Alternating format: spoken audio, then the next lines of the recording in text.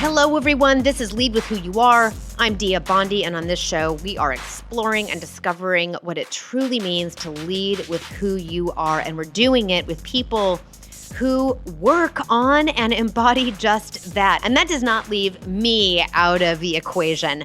I am every day working on and developing how I can lead with who I am. And actually, right now, at recording this podcast, I'm at one of these inflection points where I'm recognizing that my goals, TBH, are making me miserable.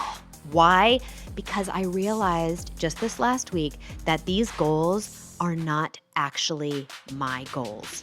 I took on a few goals a few years ago that I kind of thought were the next goals I was supposed to have and thought I could grow into really loving and championing. And it turns out they're just making me miserable. So last week, I recognize I'm shifting from one goal type to another and reinventing what it means for me to be successful so that I can lead what's next in my business, in my own creativity, and in my life from that place. So I invite you to consider what it means to lead with who you are and make sure that what you're doing, though it may be hard, what drives it is not making you miserable.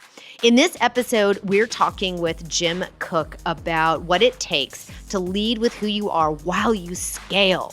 In this episode, Jim shares a 4-part framework of leadership attributes that are designed for big impact. And he shares what he's learned early in his career at Intuit and then at Netflix during their big and first inflection points. He says, you're always an underdog, even when the story is a winning story.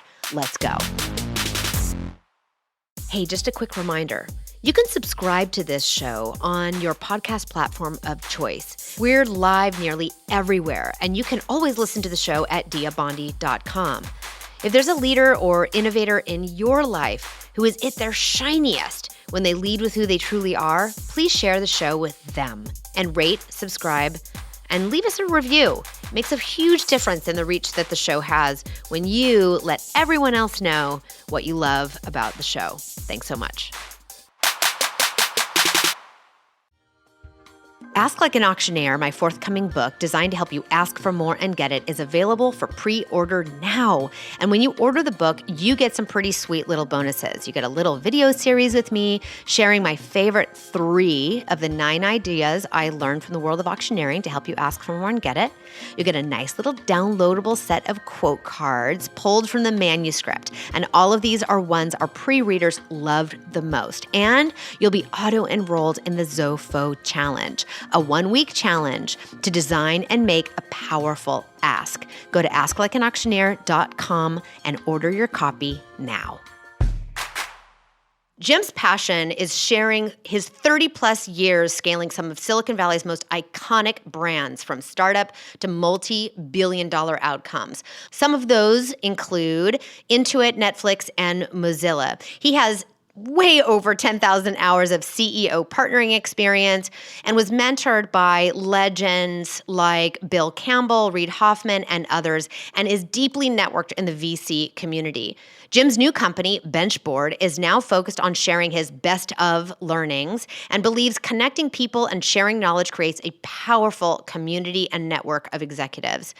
He is portrayed in a few books, That Will Never Work and Netflixed, podcasts, and in the award-winning documentary Netflix versus the World. Today, Jim is busy curating and sharing the best ideas in leadership for his community of next-generation leaders. Welcome, Jim.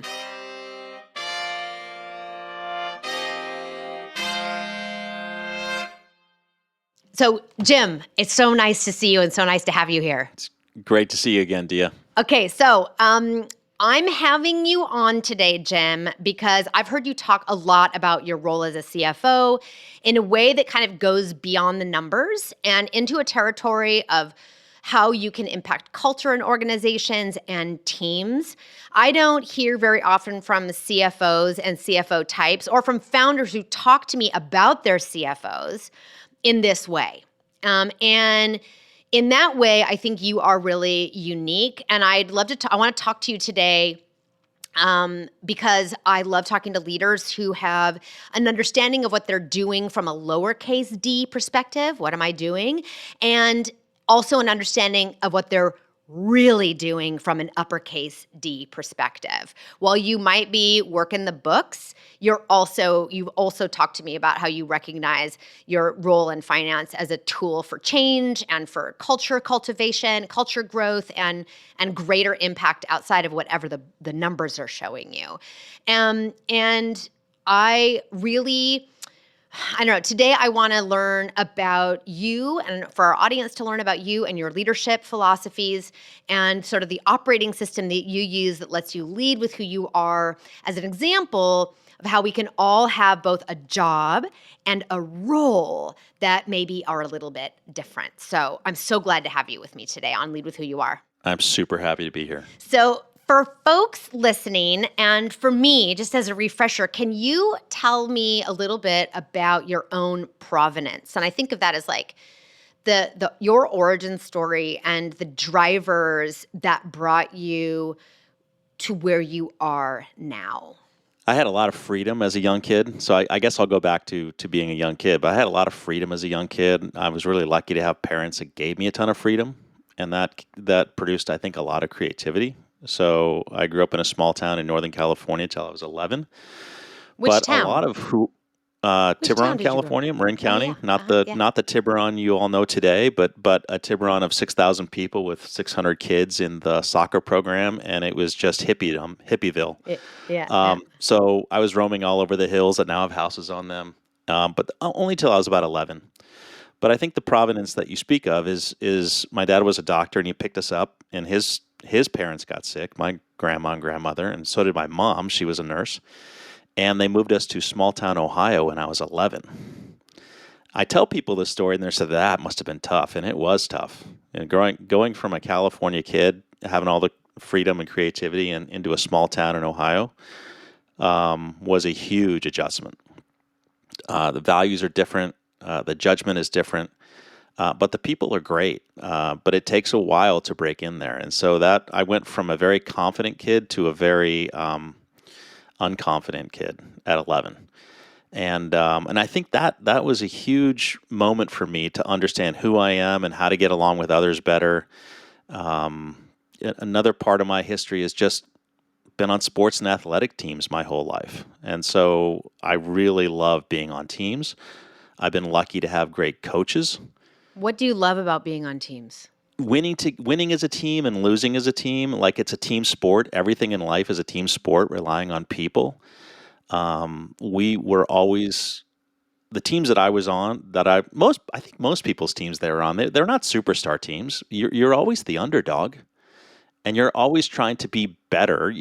Rarely are you on a team that is a championship team.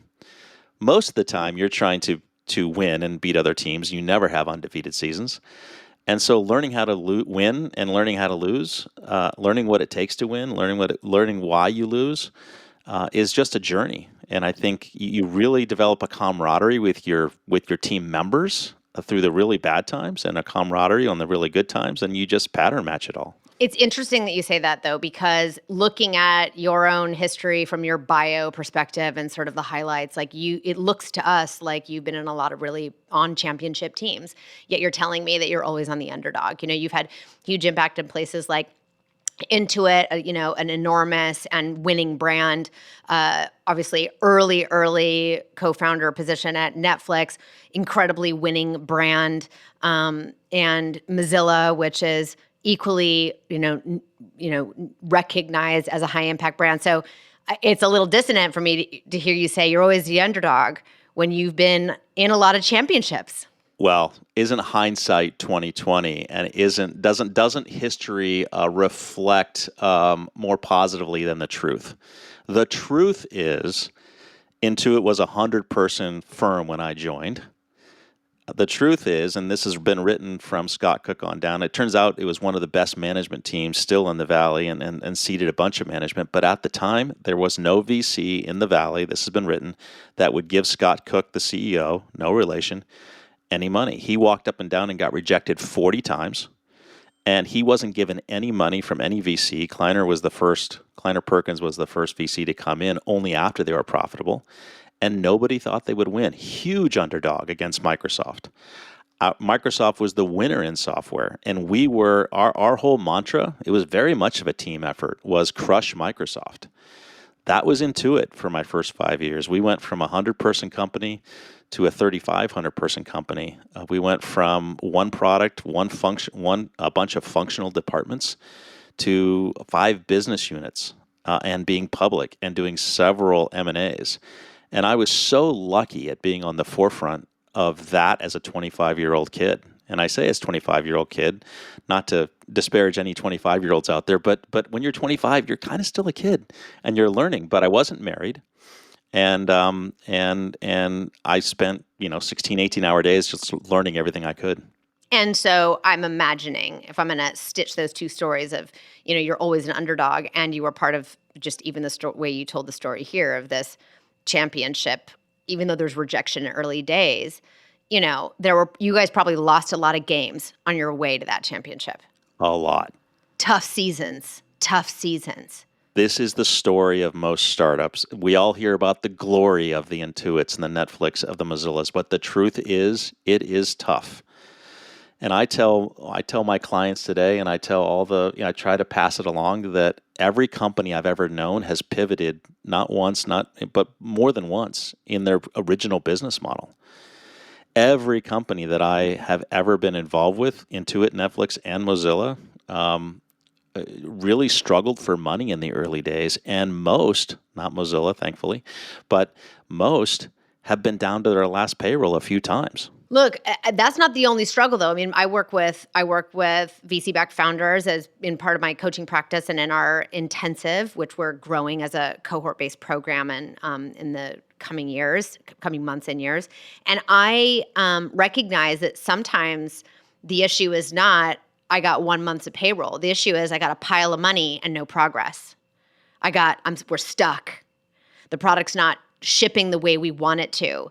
It's different than how I imagined. And the pain and suffering that comes with closing the gap between the impact and the client base and the product you imagined and the difficulty of bringing it to life. I mean, I self-identify as a creative and as a writer. I just completed my first book, and living in the difficulty of the difference between what I put on the page and what I imagined the story needs to be is like that's painful.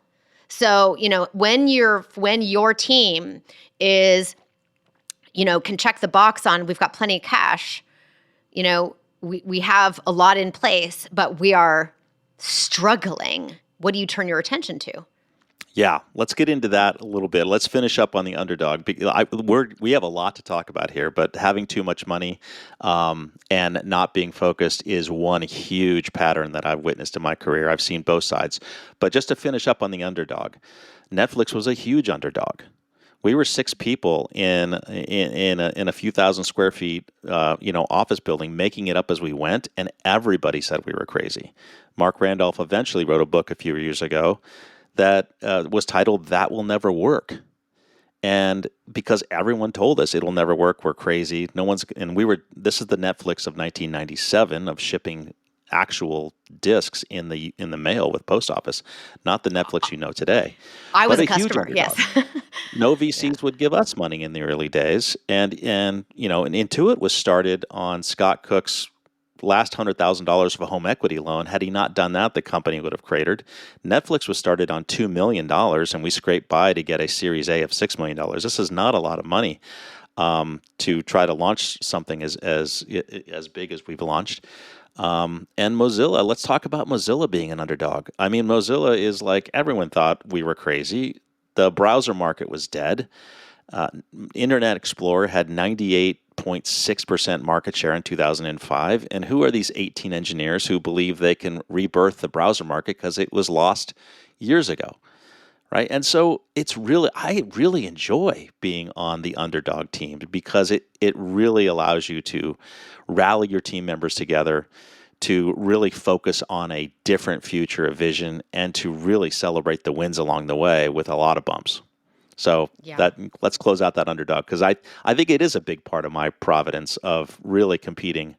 And I think of business as a sport. I think of business as a team sport, and I bring a lot of that to how I practice leadership today and how I coach leadership today. So, maybe also recognizing that you're in an underdog position does give you, I love the idea of like imagining a different future. Like it does maybe tap into that freedom and creativity that you mentioned early on in your life that feels like sort of greenfield moments, even though you are functioning with some very real constraints.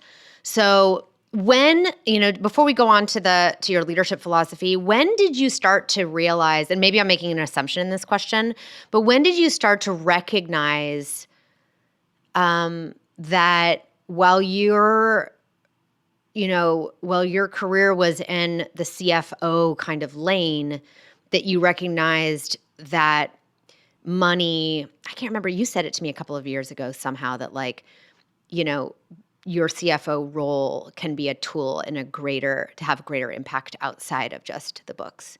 That it can be used as a culture tool, that it can be a leadership lane organizationally.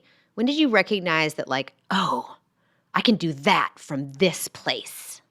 Honestly, in my 30-year career, it's hard for me to say I've been in Silicon Valley for 30 years, but I have about 15 years. And that's one of the reasons I'm so passionate about sharing back my lessons learned, because what took me 15 years to learn, I'm convinced I can teach others in 1 to 2 years, just by sharing stories. But about 15 years, I had this belief system for the first 15 years that, after a while people say, oh, you were at Intuit, and they give you more credit than you deserve, or, oh, you were at Netflix. And you start believing that this role of who you are is who you are, and that's all it takes to be a leader. And then you realize when you're trying to grow a much bigger team, at Mozilla, for example, from 18 people to 1,200 people, that's not what it's about at all. That's maybe what you do. That's your title. But to lead people, you have to go back to your roots as that scrappy sports team, and what you do is not who you are. And I think that's what I told you a few years ago. Is what you do is not who you are. It's what your subject matter expertise is. I just happen to be good at math and finance, and I really enjoy the analytical side. But when you hide behind that as a CFO, because that's what you do, it actually alienates people because they don't understand how you do what you do. I think a lot of C-level leaders in the more technical and financial sides don't realize that you end up intimidating people a lot. And then you try to play this role of being perfect and never being wrong and having your forecast be 100% right. And it alienates others even more. Even though they respect you for it, they don't really know who you are. And so I realized it was about Mozilla. It was about 3 or 4 years into Mozilla where I started finally getting cracked over the head that the people, reminding myself that this is a team sport, that the people matter more than my role.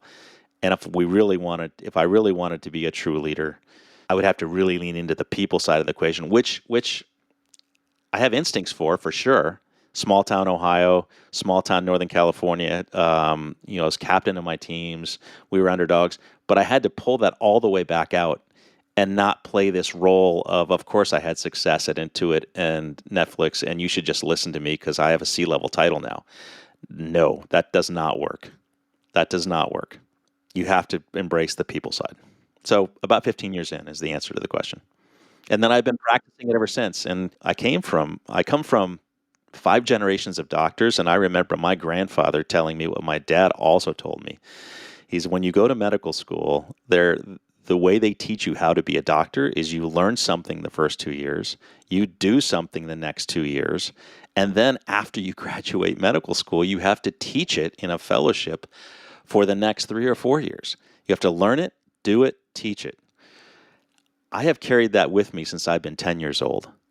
I watched my dad learn about being a doctor. Well, when he was 40 and 50, he's reading books all day long. I'm like, well, I thought you were out of school, Dad. I thought you were successful. He's like, I have to constantly be learning or I'm not going to be a better doctor.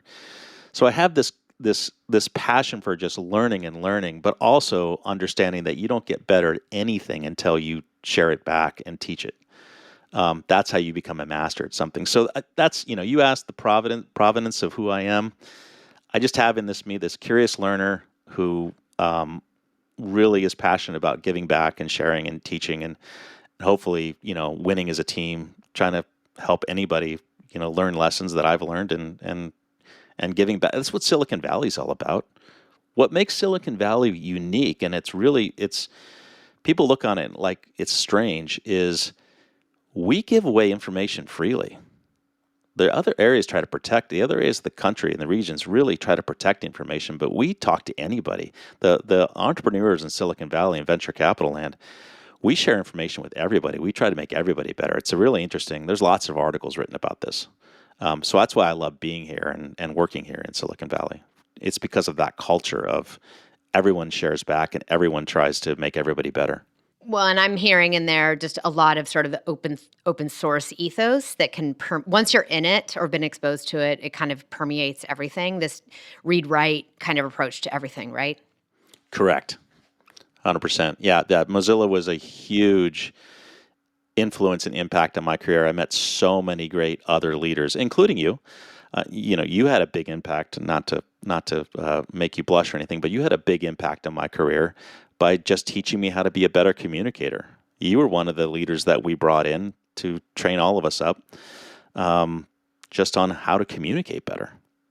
And I learned that 15 years into my career. And even still, Jim, like since we engaged in that way at Mozilla years ago, like my own communications philosophy, like the core sort of principles and models that I use have evolved and grown and sort of hardened in a positive way. I have folks like you, clients like you have taught me, and folks listening will hear. And if you're listening and you've worked with me, you know that I believe that communication at a leadership level is not just a transaction tool. It is an info transaction tool. It is a strike point for your leadership. And when we embrace taking that on, like, when I communicate, I am in a position to have a huge impact because of my role and because of my job. And you'll approach those critical communications moments in a much more sort of thoughtful, empathetic, and respectful way, because it's not about just disseminating information or giving direction. It's about aligning and activating people in a way that helps them trust you also.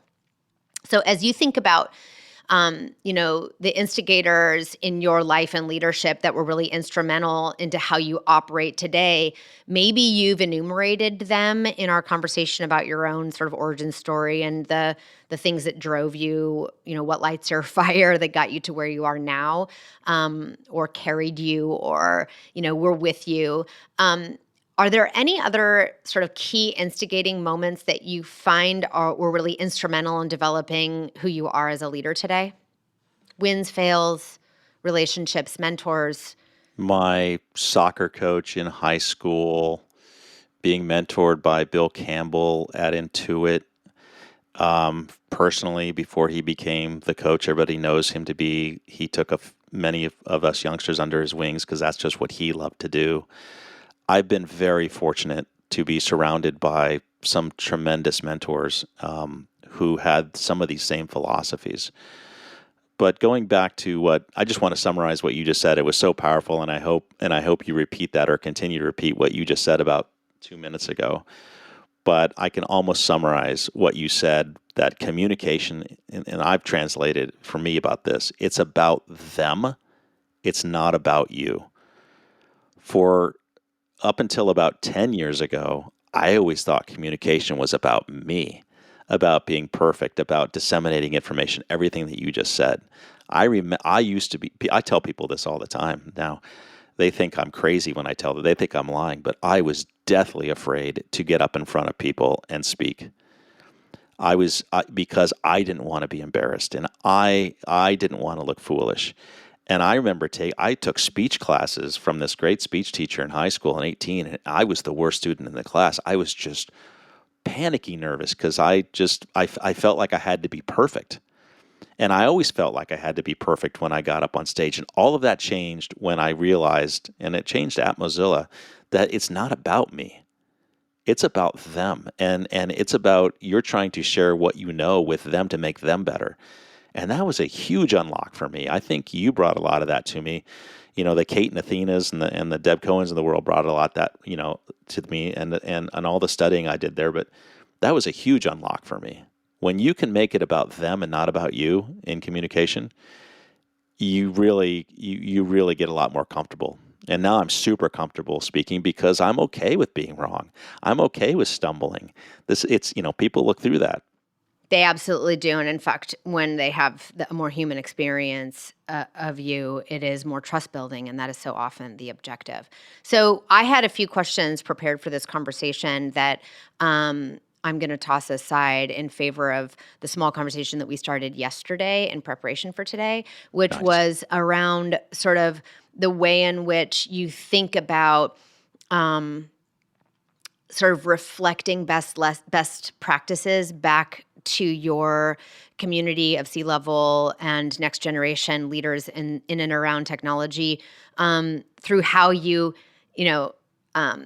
I'm going to say like how you curate content. So can you talk a little bit about your sort of, I don't know if it's a hobby or a fascination or an appetite you have right now for consolidating, condensing, and reflecting back some of the most compelling content that you come across today as a service to your community? Great question. I was just having this conversation the other day with a couple of really good friends and colleagues for years, and they said, Jim, you're so good at curating. You're so passionate about it, and I am. And I think it probably comes from my just being a curious learner, but even things like AI and how AI can be applied in today's modern operating stack. I'm not even going to say finance stack, and what can't. I just go deep and try to learn everything I can. But what's interesting about, I guess, my brain, which I thought was normal, but I guess a lot of people don't, and this is fine, they don't operate this way, is every time I'm learning something, I think to myself, wow, this is fascinating. And maybe this is a bit egocentric, probably is. If this is this fascinating to me, I have to share this with others. And so I get super passionate that if this is super interesting to me, it by definition must be super interesting to others. It turns out that a lot of times I get passionate about topics that are not super interesting to others, and people think I'm a geek and nerdy, but they love the passion that I bring to a topic that they may not be interested in. But every once in a while, I hook into a topic that they really are interested in, and when you can find someone who's as interested but hasn't done the work, I just love finding any and all sources, what I say, curating the best ofs and sharing them back. Very little of my work is original, though I do put an original spin on it. But I guess I've been told one of my superpowers is just going so deep. It's my analytical brain, probably. It's the training over years. And pulling out the pearls of wisdom, the insights from myriads of data points and contextualizing it. I come from a family of storytellers. And so even though I wasn't good at communicating, I was communicated to all the time through stories. When you have big families, that from my mom's side, she was the ninth of 9 kids. They were storytelling all the time, and this was just kind of part of what she did. There's a story about everything. When you can tell stories and contextualize the data to make it relevant to your audience, that's where it gets fun. Why it matters, what to do about it, how to do it. And then when you get experience on how to do it, and then you can make the flywheel going of not just the what, but more importantly, the why it's important and how specifically to do it, or at least some ideas on how to do it, then it gets really tangible for people and learning starts happening. I am very passionate about group learning. I do a lot of one-on-one coaching, but I'm also passionate, and I do some group coaching, but I'm very passionate about everyone learns from each other, and I got that from Mozilla as well. So talk to me about Benchboard and what you're doing with, what is it and what are you doing with that cohort? Yeah, Benchboard started as a interim CFO practice 20 years ago when I was between things, and the name for it was it was a amalgamation of benchmarking and dashboarding. Benchboard, benchmark, dashboard. I've kept the name because people think it's cute and they remember it, but I've now turned that into a practice that does exactly what I just described, which is share back the best ofs that I've learned over 30 years in Silicon Valley, scaling leadership, scaling operations and systems and leadership, how to scale leadership and operations at the right stage and at the right maturity level of the company. Stage and maturity matters. There are different systems. There are different practices if you're a 50-person company than if you're a 150-person company, than if you're a 500-person company or 1,000 and beyond. So give me an example right now of one of the topics or models that you have in your mind that you're eager to share back with your bench board because you think it's relevant and useful to folks who are in that struggle that we started the conversation with, that gap between what I envision something I'm leading can be and what it actually is today. Well, one of them I'm doing right now is what does this Gen AI, what is this Chat GPT, what does it mean for my business, and should I be paying attention to it? We have to recall this is all just literally 9 months old. This burst onto the scene in October, November of last year for most people, and it certainly did for me. But because I've seen inflection points over time in my career, contextualizing this feels like 1991 Microsoft Windows before there was even Windows, DOS, and Mac. This feels like 1994 Netscape browser that sits on top of Prodigy and CompuServe, text-based, a first UI graphical interface kind of technology. This feels like AWS cloud when everything was data center. This feels like a lot of these inflection points that we've witnessed, and then saying, what did the industry do during these inflection points? What did the winners do? What did the losers do or not do? And this seems pretty important, right? And how to actually build it in, what tools, how to actually start playing with it, an idea might be to start hiring a head of, you might want to think as a CEO to hire a head of AI and maybe carve out time and force your leadership team to carve out time to also be curious and learn everything about it, because if you don't, your competition will, and I'm convinced of this. And it's these kind of lessons that I'm sharing back with my client base on where, you have to recognize the inflection points of technology and history, and you have to, as a leader, apply them inside of your organization. So that's very tactical. We see something in front of us. It's presenting either by default, I go to it, see it as an opportunity, or have a hint that it's an opportunity or a hint that it's a threat. I'm going to go in and I'm going to carve out time for me and my team to understand more so that we can contextualize what it means for us and make some decisions around it. Now, leading in the face of a big opportunity, a big threat, a huge transition, a large inflection point, a realization that we're on the wrong path. There's a big decision in front of us, or sort of a fork in the road, a moment. It's a moment for us. What are some of the leadership attributes that you see are really imperative for founder leaders to have today when they are in these kinds of situations where there maybe is ambiguity and no clear path, but one needs to be made quickly? Let's start with confidence. Like, I think of these in a couple of key variables, but we were talking about this yesterday. When you can get really authentic and vulnerable and people and in a trusted, safe space like coaching 101 to CEOs or CFOs, and all of us have a little bit of this, but there's an underlying lack of confidence when you're a leader of I think this is normal human behavior, of a startup, or the more volatile it is, the more you're second guessing yourself. Let's just say it that, am I doing the right thing? A lot of what I do is remind people, like, it's not about being right or wrong. It's about being confident in your point of view, moving forward, and understanding how to course correct in case you're wrong. A lot of my practice comes down to one of my big mantras is it's 85%, 15%. Everybody says 80-20, but I like to say 85-15. You're going to be 15% wrong, and you should be 15% wrong. Shoot for 85% right. That's fine. But embrace the 15% wrong and embrace the failure, and because That's where all the learning happens. And take 85 to 90%, take 90 to 95%. Don't castigate people and don't shame your leadership or your staff about being wrong. Embrace it, because that's where 100% of learning in life and in business is. So it's just reminding these leaders to have a confident point of view, confident enough, but have one.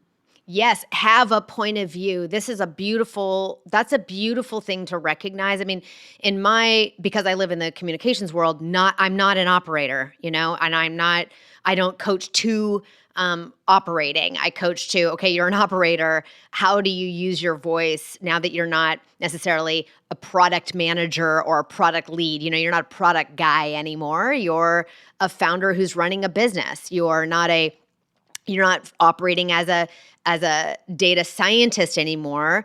She's now founding CEO and has to sort of navigate that beyond her individual competency in one particular expertise area, right? It's a different challenge. Yeah, this variable of confidence, we're starting here. There's a couple other variables. They both start with C. We'll get to them in a minute. But this variable of confidence, if you think about communicating as about them, it's about your followers, it's not about you leading, remind yourself that you've been on the other side of listening to others try to give their point of view who aren't confident, and you don't, as an audience member, you start losing credibility. So there's a fine line of almost faking the confidence. And we hear these things, faking it till you make it. I don't believe in that. I don't believe in that either yet. But you have to be vulnerably confident, transparently confident. Tell people what you know and what you don't know. Say you're making a decision with not all the answers, but tell them that you're willing to course correct as well, but we have to move forward. So I call that, in my world, narrating the process. I've made this decision based on this stuff. Here's what is unknown. I am okay with that being an unknown. Here's what we'll do when we learn after we take this action.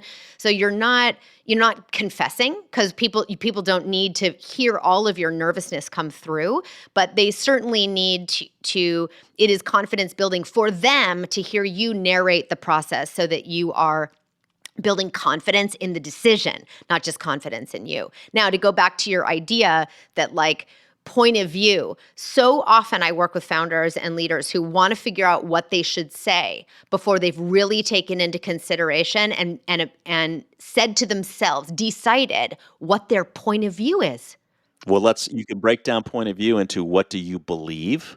What is your belief system as a CEO? And what are your first principles, and what do you value the most? This is the work of having a confident point of view. I've worked with many CEOs and leaders who simply want to pulse their leadership team, pulse their board, and they ask a very dangerous question: what do you think? That's a good question. But if you don't overlay it with your own point of view and say, here's mine, please challenge me, I want to hear yours. If you only lead with what is yours and what, ask everybody else what they think so that you can create your own point of view, then your point of view is constantly changing, because all of those answers will be different. See, there's strength in having a diverse set of opinions around the table, and everybody wants a diverse set of leadership team members, board members. But there's a huge weakness in that strength if you can't curate those points of view into one central leader. You are the chief executive officer for a reason. You have to take all these opinions, and then you have to say, I've heard this, I've heard that, I believe this, I think we should go here. You have to lead. Someone has to lead, because if you're not leading and you're just gathering a bunch of opinions and changing your point of view based on everyone's changing opinions, it's really dangerous. So we've got confidence, which feels like has a big component, as from my perspective, big component is actually developing your point of view, knowing what it is, through various methodologies. But as you say, having your own sort of first principles that guide that and inform it. What are the other C's that you mentioned in this model you're talking about? Connection. So now we're back to the people thing. The connection with people. And the way you get connection is through trust and being authentic and telling them why you're making a decision, why your point of view. I'm going to steal that, Dia, this narrating the process. Narrating the process. You have to write this down so I can steal it. I think it's great. Yeah, this narrating the process, and you can have confidence, but if you can't connect with people on that, then you're viewed as arrogant. Confident without being close to people is somewhat of a bad recipe. So we've got confidence, we've got connection, and I would even posit that connection creates trust. It's not always an outcome of trust. Like those two things work with one another. If we can develop connection, that breeds trust. There's a great song by The Script that people may know, that there's us in trust. Yeah, trust requires us, and us requires getting to know each other in a relationship. So there's Jim Cook being corny again. Okay, so there's connection, there's confidence. What are the others? Courageous. You have to have the courage to speak the truth, to speak truth to power. It's different than, in my opinion, than confidence. You can be confident but not courageous. You can be confident in your point of view, but be pretty passive about it. But you have to be able to take that confidence, take that connection, and then make the actual decision and be willing to make the mistake. You have to play on the risk curve of business, of life. If you play it safe all the time, the confidence, like, oh, I can handle anything that gets thrown at me, but you're always being reactive, versus the confident plus courageous, which is, we're going to go down this path and we're not sure where it's going to lead, but we've looked at all the data, we've talked to everybody, and we're going this direction. Let's go. Follow me. I have a client who says that some of the most courageous moments are the moments where you actually find the courage to defy the data. He's a data scientist too, and I love that idea. I think that's huge, actually. If you study the history of successful companies, successful teams, they have done something differently than the masses. They have gone on a direction that was unique and different. They learned from all their competition, and they took an angle that no one else would take. And they had the courage to do that. Yes. So we've got confidence, we've got connection, we've got courage. And the fourth one, I think there's a fourth one. Communication. Then you have to know how to communicate the confidence, how to communicate the courage, how to communicate the connection with people. It all comes down to your practice, Dia. It all funnels into, if you can't communicate, you can be confident and you can be brave and you can be connected with people, but if you can't influence them and to create the impact, to lead them with confidence, to lead them with courage, to be connected, and you're pretty silent behind all that, that's the missing piece. Sometimes, being too silent, but also being too loud isn't communication either. Filling the space with only your words is not necessarily communicating. It's just dominating. Correct. So Jim, for you, as you think about, curating your own leadership experiences, enabling and amplifying, accelerating other founders and leaders around you in and outside of the CFO role, what is next for you? Like, where are you going with using this model that your doctor family legacy brought, that first we learn, then we do, then we teach? What is next for you sounds like you're in your teaching phase. I am in my teaching phase. I'm now going to be doing this full time. I'm really passionate about, and I have found a following who hopefully we can get a bigger following, but I really want to learn from others that have taken their own content, taken their own learnings, taking their own doings, and I'm now studying others on how they create the most impact with what they know and how they communicate it. And so I'm going to learn that from you. I'm going to learn that from others that I admire in the industry and try to pattern match it and do my best at sharing my pretty specific content. It's scaling startups from Series A to, say, Series D. We can do some IPO readiness. I've done that, but I think the majority of it is, how do you scale companies at various stages? What are the lessons learned? What are the best of practices? Storytelling, what worked for me, what didn't work for me, but helping my clients and helping groups of people customize this to their own needs. It never works when an expert or you or I or anybody says, this is the playbook. It's not about playbooks, though I think in terms of playbooks, because if you just take anybody's playbook and overlay it, it will likely fail. You have to customize every business model. You have to customize every team based on who's on the team and the various talents. And you have to customize these best of frameworks and models and ideas. And that's where it gets fun. Tell me about your culture. Tell me about your belief system. Tell me about your opinions, because I can tell you that these are the frameworks and models on how it works, but we have to customize it for you, your team, your company. I think that's right. And it's so tempting to just be like, just tell me what the 10-step plan is. That is so tempting because it's easier. And I think this is the difference too between, skills training and leadership development. Skills training is here's how you do something, learn that skill and execute it regardless of where you are, and it's almost context free. But leadership development, I think, is about developing our own voice, leveraging the power of other people's thinking, frameworks that are resonant for us so that we can come up with something that is as alive and high impact for who we are uniquely as leaders, and in a way that is uniquely ours. And that is a journey nobody can take except the people that are sitting around your bench board. So I'm going to give you a specific example because you just reminded me, and it's a shout out to all of my Mozilla team that ever worked with me over the years. I was practicing a lot of this from about 2012, maybe 2010, for 6 or 7 years with my team. So hello to everybody out there who may be listening on my old Mozilla teams, but you'll remember this.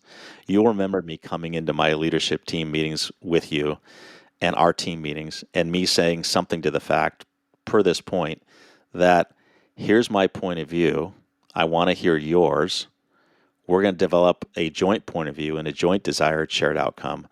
But here's my requirement. And this was from accounting staffs. This was from finance staffs. This was from IT staffs and maybe HR administrative staffs and a lot of people from behind the scenes who weren't as comfortable sharing their point of views. And I had one requirement for the 12, 15 people in the room that we met weekly or every other week on. I said, you have to challenge my ideas. You have to speak up and tell me when you think I've said something wrong, because if you don't, we will not win together. I'll tell you right now that I'm not going to be right. I'm going to have a clear point of view. I will challenge you, but you have to challenge me back and tell me.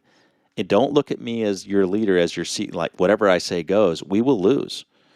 I need you to look around corners. I need you to help me and help our team, and you need to help your team look around corners and to challenge what is if there's that feeling in your gut that that's not the right idea, that's not the right point of view, and you sit there in silence, that's really bad. And this took a couple years for people to get comfortable, literally, with being able to say, Jim, you said that in a meeting.